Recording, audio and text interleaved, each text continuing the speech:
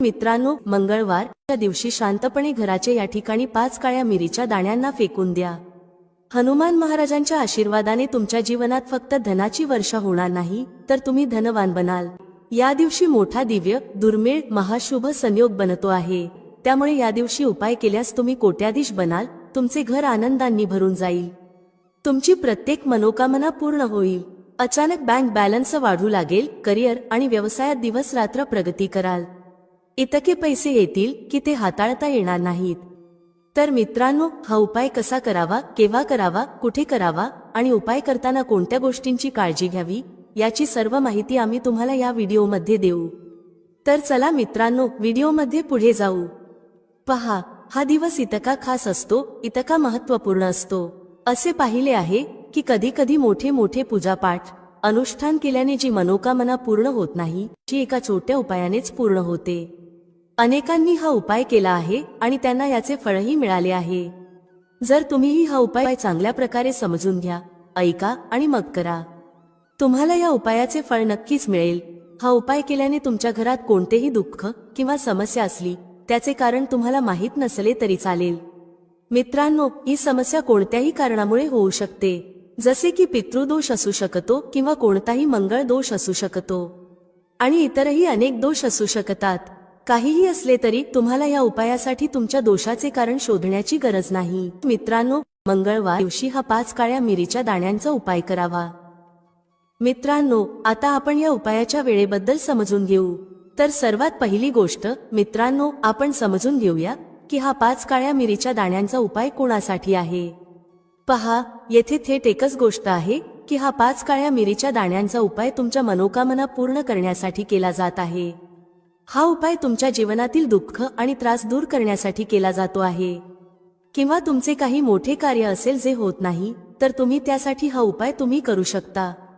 तर थेट एकच गोष्ट आहे की तुम्ही तुमच्या कोणत्याही प्रकारच्या मनोकामनेसाठी या उपायाला करू शकता. हा उपाय तो व्यक्ती करू शकतो ज्याला त्याची कोणतीही मनोकामना भगवान गणेशाकडून पूर्ण करायची असेल. आणि जर कोणतीही माता किंवा बहिणी त्यांच्या घरातील सुख, शांती आणि धन संपदा वाढवण्यासाठी हा उपाय करू इच्छित असतील, तर घरातील ज्येष्ठ माता किंवा बहिणींनी विशेषतः या 5 काळ्या मिरीच्या दाण्यांच्या उपायाला करावेत. कारण माता आणि बहिणी घरातील लक्ष्मी असतात आणि जेव्हा घरातील लक्ष्मी विशेष उपाय करते, तेव्हा त्याचे फळ लवकर आणि मोठ्या प्रमाणात मिळते. त्याचबरोबर हा उपाय कोणताही व्यक्ती करू शकतो, मग तो मोठा असो, लहान असो किंवा मुलगा असो. ज्याला हा 5 काळ्या मिरीच्या दाण्यांचा उपाय समजला आहे, त्या व्यक्तीने हा उपाय मंगळवारच्या दिवशी नक्कीच करावा, कारण त्याला या उपायाचे फळ खूप लवकर मिळेल. तर आता आपण समजून घेऊया 5 काळ्या मिरीच्या दाण्यांच्या उपायाला तुम्ही कसे करायचे आहे आणि हा उपाय करण्याची जी वेळ आहे ती काय आहे. पहा मित्रांनो, मंगळवारच्या दिवशी करण्यात येणारा हा 5 काळ्या मिरीच्या दाण्यांचा उपाय मुख्यत्वे संध्याकाळी प्रदोष काळात करायचा आहे. आता मित्रांनो, प्रदोष काळाच्या वेळेबद्दल अनेकांच्या मनात प्रश्न निर्माण होतो की हा वेळ कधी असतो, किती वाजतापासून किती वाजतापर्यंत असतो, ज्यायोगे उपाय करण्याचा योग्य वेळ कळेल. तर आम्ही तुम्हाला सांगतो की प्रदोष काळाचा वेळ संध्याकाळी 6 वाजल्यापासून संध्याकाळी 7 वाजेपर्यंत असतो. या वेळेच्या दरम्यान तुम्ही उपाय कराल तर तुम्हाला या उपायाचा नक्कीच फल प्राप्त होईल.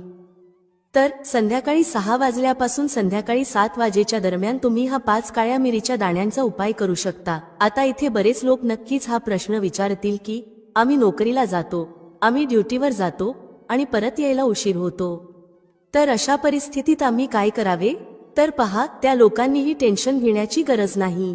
जर तुम्ही हा उपाय संध्याकाळच्या वेळी प्रदोष काळात करत असाल आणि परत यायला उशीर होत असेल, जसे की तुम्ही 7 वाजेपर्यंत पोहोचत नाही, तर मित्रांनो, तुम्ही 7 किंवा रात्री 8 वाजेपर्यंतही हा उपाय केलात तरी चालेल. आणि जर त्याहीपेक्षा थोडा उशीर झाला तरी तुम्ही हा उपाय करू शकता. कारण मित्रांनो, मंगळवारचा दिवस आहे, हा दिवस खूपच कमी येतो. म्हणूनच जेव्हा कधी संधी मिळेल हा उपाय नक्कीच करून घ्या. कोणताही उपाय असो, तुम्ही कधीही करू शकता, फक्त प्रयत्न करा की वेळेच्या आतच करा. परंतु जर कोणत्या कारणामुळे वेळेवर न करू शकला तरी थोडा उशीर करूनही तुम्हाला उपायाचे फळ मिळेल. कारण मित्रांनो, तुम्हाला फक्त आणि फक्त हा 5 काळ्या मिरीच्या दाण्यांचा उपाय करायचा आहे. यामुळे तुमच्या जीवनात जर धन वैभवाची समस्या चालू असेल, जर तुम्ही पैशासाठी खूप जास्त चिंताग्रस्त असाल, आर्थिक तंगी चालू असेल, अनेक वेळा प्रयत्न आणि मेहनत करूनही यश मिळत नसेल तर हा उपाय नक्कीच करा. जर तुम्ही व्यापारात अपयशी ठरत असाल, नोकरी मिळवण्याच्या प्रयत्नात अपयशी ठरत असाल किंवा कोणत्याही कार्यात जर अपयशी ठरत असाल किंवा धनाची हानी होत असेल तर हा छोटासा उपाय नक्की करावा. तर चला या विशेष उपायाबद्दल जाणून घेऊया. पण त्याआधी एक विनंती, जर तुम्ही चॅनेलवर नवीन असाल तर कृपया चॅनेल नक्कीच सबस्क्राईब करा. आजचा हा व्हिडिओ खूपच खास असणार आहे, कारण मंगळवारी करण्यास सांगितलेले 3 विशेष उपाय आज तुम्हाला या व्हिडिओमध्ये सांगितले जातील. हा उपाय तुम्ही तुमच्या समस्येनुसार करू शकता. या उपायांमध्ये धन प्राप्तीचे उपाय, मनोकामना पूर्तीचे उपाय आणि जीवनातील सर्व प्रकारच्या समस्यांना दूर करण्याचे उपाय सांगितले जातील. चला जाणून घेऊया सर्वात पहिला उपाय. या उपायासाठी तुम्हाला सर्वात आधी 5 काळ्या मिरीच्या दाण्यांची गरज लागेल. आता 5 काळ्या मिरीचे दाणे मंगळवारी रात्री झोपण्याआधी शांतपणे या ठिकाणी फेकून द्या. हे 5 काळ्या मिरीचे दाणे तुम्हाला जीवनातील प्रत्येक कष्टातून मुक्त करतील. भगवान शनिदेवजींच्या आशीर्वादाने संपूर्ण जीवनात धनाची वर्षा होत राहील आणि मित्रांनो, मोठ्या मोठ्या शत्रूंपासूनही तुम्हाला सुटका मिळेल. मित्रांनो, आजचा व्हिडिओ खूपच खास आहे, कारण काळ्या मिरीच्या दाण्यांना घरात जाळल्यास तुम्ही तुमच्या घरातून नजर दोषही दूर करू शकाल. तसेच जर तुमचा कोणताही गुप्त शत्रू असेल किंवा तुमच्या घरात धनाची कमतरता खूपच जास्त असेल, घरात पैसा टिकत नसेल आणि नजर दोषाचा प्रभाव तुमच्यावर आणि तुमच्या कुटुंबावर खूपच असेल, घरातील सदस्यांपैकी कधी कोणाची तब्येत खराब असते तर कधी कोणी आजारी असतो आणि तुमच्या घरात पैशांची बर्बादी खूप होत असेल, अशा परिस्थितीत मंगळवारच्या दिवशी 7 काली मिरीचे दाणे घरात जाळल्याने तुम्ही तुमच्या जीवनातील सर्व दुःखांपासून कायमचा सुटका मिळवू शकता. तसेच तुमचा मोठ्यात मोठा शत्रूही गुडघे टेकून बसेल जर तुम्ही हा उपाय मंगळवारी केला. आता पहा, जर तुमचे जीवन नेहमीच समस्यांनी भरलेले असेल तर तुम्हाला काळी मिरीचे उपाय नक्की करायला हवेत, कारण काळी मिरीचे उपाय त्वरित परिणाम दाखवतात. दुसरी गोष्ट म्हणजे हे उपाय तुम्हाला गुप्त शत्रूंपासूनही सुटका देतात आणि तुम्हाला कधीही नजर दोषामुळे त्रास होत नाही. तर चला आधी समजून घेऊया की काळ्या मिरीचे 7 दाणे तुम्हाला तुमच्या घरात कुठे जाळायचे आहेत आणि या लहानशा उपायाने तुम्ही तुमच्या जीवनातील मोठ्यात मोठ्या शत्रूपासून कसा सुटका मिळवू शकता. तुमचे गुप्त शत्रूही काहीही वाईट करू शकणार नाहीत. बरेच लोक हे जाणतात की जेव्हा एखाद्या व्यक्तीला नजर लागते तेव्हा त्याच्या पैशावर आणि घरातील सुख शांतीवरही नजरचा परिणाम होऊ शकतो. आता आपल्या घरातून सर्वात आधी तुम्हाला नजरदोष दूर करायचा आहे. जसे नजरदोष दूर कराल, तुमच्या गुप्त शत्रूंच्या नजरेचा जो परिणाम होतो तो त्वरित संपून जाईल आणि मग तुम्हाला तुमच्या जीवनातील कष्टांपासूनही सुटका मिळेल. आता तुम्हाला काय करायचे आहे? येथे 4 काळ्या मिरीचे दाणे घ्यायचे आहेत. ध्यानात ठेवा, एकही दाणा तुटलेला नसावा. त्याच्यासोबत एक कपुराचा तुकडा घ्यावा. आता हे 4 काळ्या मिरीचे दाणे तुम्हाला तुमच्या घरातील कोणत्याही कोपऱ्यात ठेवून जाळायचे आहेत. जसे तुमच्या घरात एक खोली आहे तर कोणतीही खोली निवडा. त्या खोलीच्या एका कोपऱ्यात हे 4 काळ्या मिरीचे दाणे कपुरासह जाळा आणि जाळल्यावर त्याची राख घराबाहेर फेकून द्या. पहा, जसेच तुम्ही काळ्या मिरीचे दाणे कपुरासोबत जाळता, तुमच्या जीवनात एक चमत्कार होईल. तुम्हाला दिसेल की तुमच्या घरात जे अचानक दुःख येत होते, धनाच्या बाबतीत तुम्ही त्रस्त होता, घरात पैसा येत नव्हता किंवा घरात आजार वाढत होते किंवा असा एखादा व्यक्ती होता जो नेहमीच आजारी राहत होता, चिडचिड्या स्वभावाचा होता आणि नेहमी क्लेशात राहत होता, हे सर्व तुमच्या घरातून दूर होईल. जर कोणाला नजर दोष लागला असेल तर तोही दूर होईल. दुसरी गोष्ट, तुमचे गुप्त शत्रूही तुमचे काहीही बिघडवू शकणार नाहीत जेव्हा तुम्ही कपुरासोबत 7 काळ्या मिरीचे दाणे घरात जाळता. पहा, काळ्या रंगाच्या वस्तू शनिदेवाशी संबंधित असतात. काळ्या मिरीचे जेवढे उपाय असतात ते त्वरित परिणाम दाखवतात आणि लवकर यशस्वी होतात. याशिवाय तुमच्या घरात कधीही नकारात्मक ऊर्जा थांबत नाही जेव्हा तुम्ही काळ्या मिरीला घरात जाळता. हा उपाय करा आणि मग बघा की तुमचा मोठ्यात मोठा गुप्त शत्रूही गुडघे टेकून बसेल. हा उपाय करताच त्यांची कितीही वाईट नजर असली तरी त्याचा तुमच्यावर, तुमच्या घरावर आणि तुमच्या धनावर काहीही परिणाम होणार नाही, कारण येथे तुम्हाला थेट शनी देवाचा आशीर्वाद मिळेल. तर हा पहिला उपाय आहे. आता दुसऱ्या उपायाबद्दल बोलूया, जो मंगळवारी करायचा आहे आणि तोही काळ्या मिरीचाच आहे.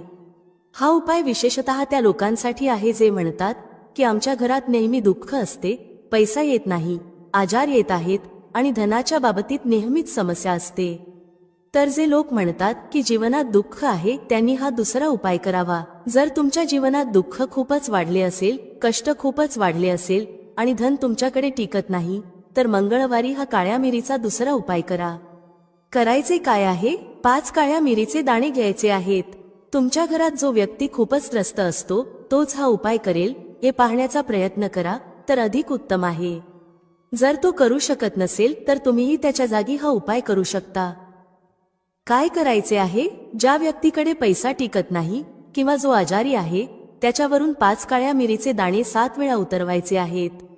पण उतरवणे घड्याळाच्या दिशेने नाही, तर उलट दिशेने एंटी क्लॉकवाईज करायचे आहे. 7 वेळा एंटी क्लॉकवाईज उतरवा आणि मग या 5 काळ्या मिरीचे दाणे घेऊन एखाद्या चौरस्त्यावर जा. चौरस्ता म्हणजे ते ठिकाण जिथे 4 दिशा असतात. तिथे 4 दिशांमध्ये एक एक काळ्या मिरीचे दाणे फेकून द्या आणि 5वा दाणा आकाशाच्या दिशेने पाहून हवेत उडवून द्या. हे सर्व केल्यानंतर तुम्ही तुमच्या घराकडे परत जा. कोणाशीही वाटेत बोलू नका आणि मागे वळूनही पाहू नका. प्रयत्न करा की हा उपाय संध्याकाळच्या वेळी कराल, जेव्हा आसपास कमी लोक असतील.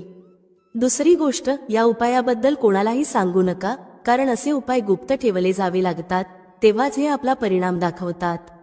तुमच्या घरातील एखाद्या दोघांना माहीत आहे तर ठीक आहे, पण बाहेरच्या कोणालाही काहीही सांगू नका. आता चला आपल्या तिसऱ्या उपायाबद्दल बोलूया. हा तिसरा उपायही मंगळवारचा आहे आणि शनिदेवाशी संबंधित आहे. शनिदेव न्यायाचे देवता आहेत आणि कर्मफलदाता आहेत. व्यक्तीला त्याच्या कर्मांच्या आधारावर फल देण्याचे कार्य शनिदेवाचे आहे. जर कोणी चांगले कर्म करत असेल तर त्याला सुख मिळते, पण जर चूक होत असेल तर जीवनात दुःख आणि कष्टही येतात. जेव्हा शनीची 7.5 शनी धया किंवा कोणतीही महादशा एखाद्याच्या कुंडलीत असते, तेव्हा अनेकदा धनाची कमतरता, घरात भांडण तंटे आणि सुख शांतीची कमतरता जाणवते. जर तुमच्या घरात अचानक धनाची कमतरता येत असेल, भांडणं होत असतील आणि तुम्ही पैशासाठी त्रस्त आहात, शनिदेवाचा त्रास तुम्हाला त्रास होत असेल, त्यामुळे आता तुम्हाला शनिदेवाला प्रसन्न करायचे आहे. कसे करणार? 1 काळ्या रंगाचा कपडा घ्या, त्यात 11 काळ्या मिरीचे दाणे ठेवा आणि 1 रुपया ठेवा. याची एक छोटीशी पोटली बनवा आणि शनिदेवाच्या मंदिरात जा. मंदिराच्या बाहेर कोणत्याही गरजू व्यक्तीला ही पोटली द्या आणि शनिदेवाचा ध्यान करून आपल्या घरी परत या. हा उपाय 5 मंगळवारी करा. मग बघा की जीवनात असा चमत्कार होईल की तुम्हाला स्वतःवर विश्वास बसणार नाही. तुमच्या घरातील कोणालाही विश्वास बसणार नाही की तुमच्या जीवनातील सर्व समस्या कशा दूर होत आहेत. जेव्हा तुम्हाला वाटेल की जीवनात कोणताही मार्ग शिल्लक नाही, तर एकदा शनिदेवावर विश्वास ठेवा आणि हा उपाय करा. याचा चमत्कार तुम्हाला स्वतःच्या जीवनात दिसेल. हे 101 नाही तर 501% सत्य आहे. फक्त संपूर्ण श्रद्धेने उपाय करा आणि ज्याने या वर्षात शनिदेवाला प्रसन्न केले त्याचे भाग्य असे चमकेल की 7 पिढ्या सुख भोगतील. आता दीपक लावण्याचे नियम समजून घेऊया. जर आपण संध्याकाळी दीपक लावतो तर स्नान करणे आवश्यक आहे का? म्हणजे संध्याकाळची पूजा स्नान न करता केली जाऊ शकते का? आणि संध्याकाळी घरात किती दीपक लावायला हवेत? दीपक लावण्याचे मंत्र काय आहे?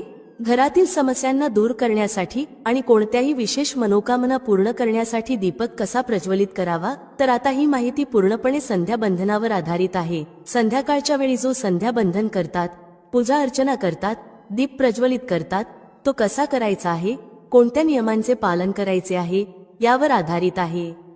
जर तुम्हाला आजचा व्हिडिओ चांगला वाटला तर लाईक नक्की करा, कारण तुमचे लाईक्स आणि कमेंट्स माझ्यासाठी खूप महत्त्वाचे असतात.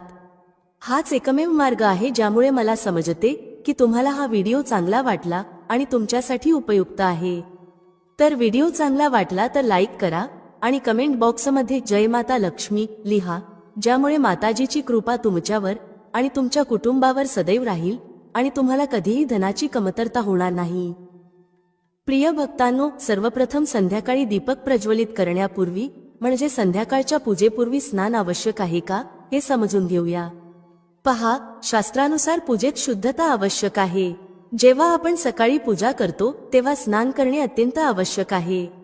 सकाळी स्नान न करता पूजा करू नये, परंतु संध्याकाळच्या पूजेसाठी तुम्ही हात, पाय आणि चेहरा धुवूनही पूजा करू शकता. पहा, तुम्ही वस्त्र बदलू शकता किंवा फक्त हात पाय धुवून, तोंड धुवून पूजा करू शकता. संध्याकाळी पूजा करायची आहे तर दिवसभर शुद्धतेचे पालन करा. जसे की तुम्ही कधी टॉयलेट किंवा बाथरूममध्ये जाता तेव्हा शुद्धीकरण करा आणि तोंड धुवा. जर तुम्ही दिवसभर शुद्धतेचे पालन करत असाल तर संध्याकाळच्या वेळी स्नान न करता फक्त हातपाय धुवून पूजा करू शकता. पुढचा प्रश्न आहे की संध्याकाळच्या पूजेत दिवा कधी लावायचा?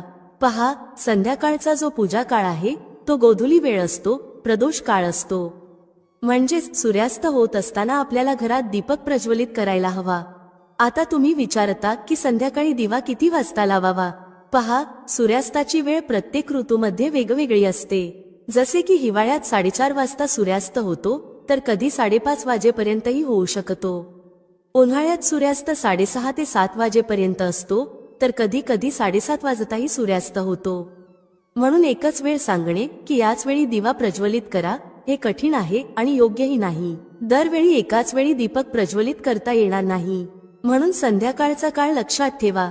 संध्याकाळचा काळ म्हणजे सूर्य अस्त होताना, तेव्हा तुमच्या घरात दिवा प्रज्वलित करा.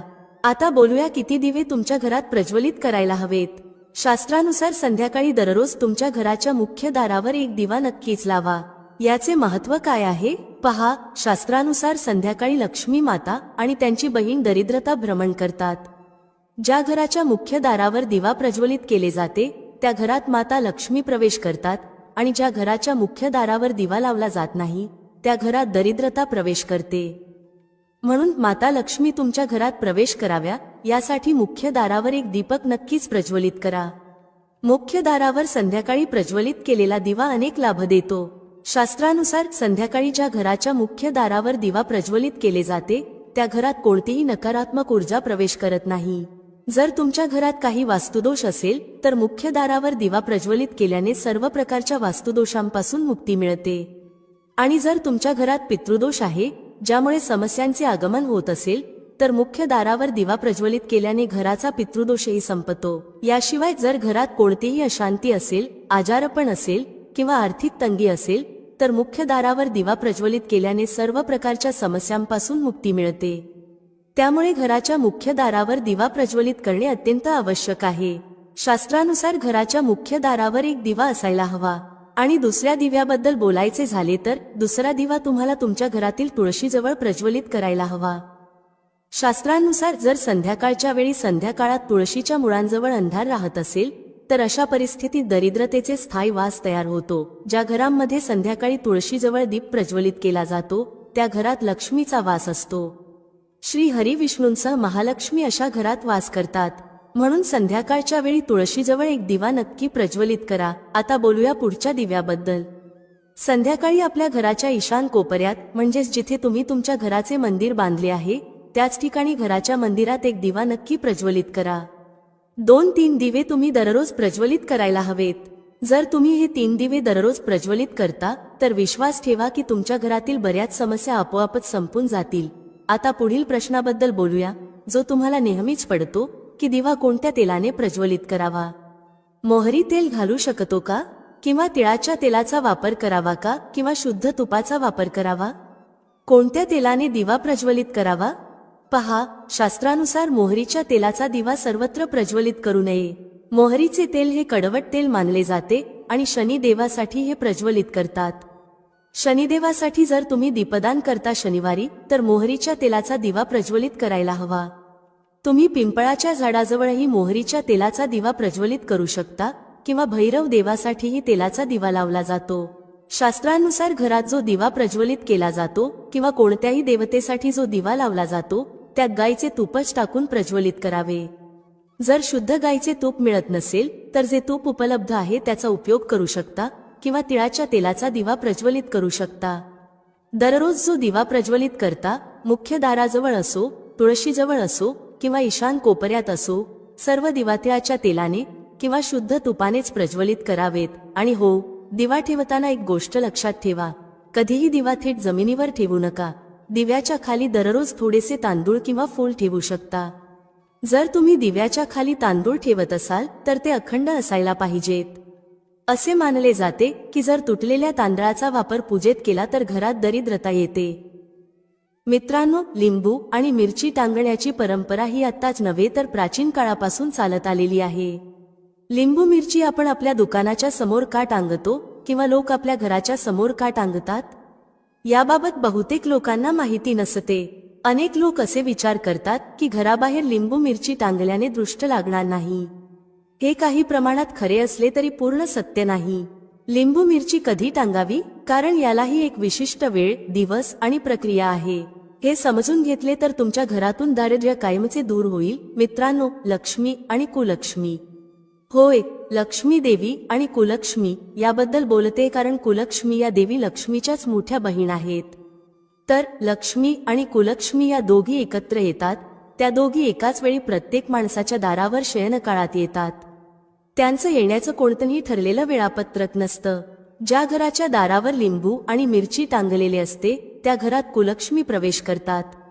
होय, त्या लिंबू आणि मिरची खातात, कारण लिंबू आणि मिरची त्यांचे प्रिय अन्न आहे. मिरची खाल्ल्यानंतर त्या घराच्या दारातून परत जातात, कारण लिंबू मिरची कुलक्ष्मीचं आवडतं अन्न आहे. आणि त्यामुळेच त्यांना थांबवण्याचं हे एक जबरदस्त शक्तिशाली उपाय आहे. ज्या घरात गोड पदार्थ तयार होतो त्या घरात माता लक्ष्मी प्रवेश करतात. प्रत्येक गोष्टीला मर्यादा असते. जसे की लक्ष्मण रेषा, सीतेने ती रेषा ओलांडली म्हणजेच मर्यादा ओलांडली. तर या जगातील प्रत्येक गोष्ट एका मर्यादेत बांधली आहे. तर मित्रांनो, ज्या घरात लिंबू मिरची नसते तिथे कुलक्ष्मी प्रवेश करतात. त्यामुळे आजही असं म्हणतात की घरात एकत्र लिंबू आणि मिरची ठेवू नये. जर तुम्ही फ्रीजमध्ये एकाच टोपलीत लिंबू आणि मिरची ठेवल्या तर तुमच्या घरी दारिद्र्य येतं. दारिद्र्यासोबत दुःख आणि वेदना देखील येतात. दारिद्र्याची अपत्य कोण आहेत? दुःख आणि वेदना. म्हणून आजच्या व्हिडिओमध्ये मी तुम्हाला सविस्तर सांगणार आहे की घराबाहेर लिंबू मिरची का टांगावी आणि त्याचे फायदे काय आहेत.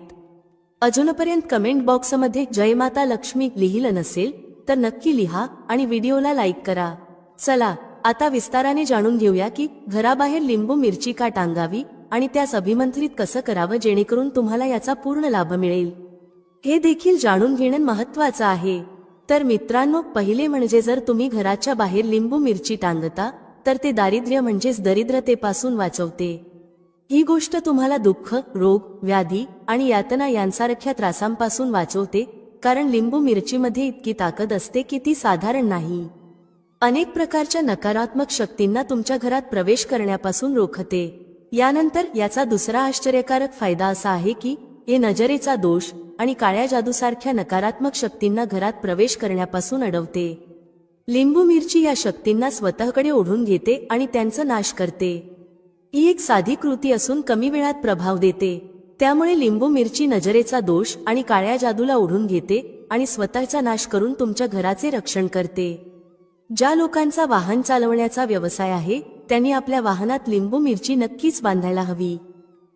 आजकाल प्लास्टिकच्या पिशवीत बांधलेली लिंबू मिरची दिसते, ज्यावर बुरी नजर वाले 13 मोहकाला असं लिहिलेलं असतं.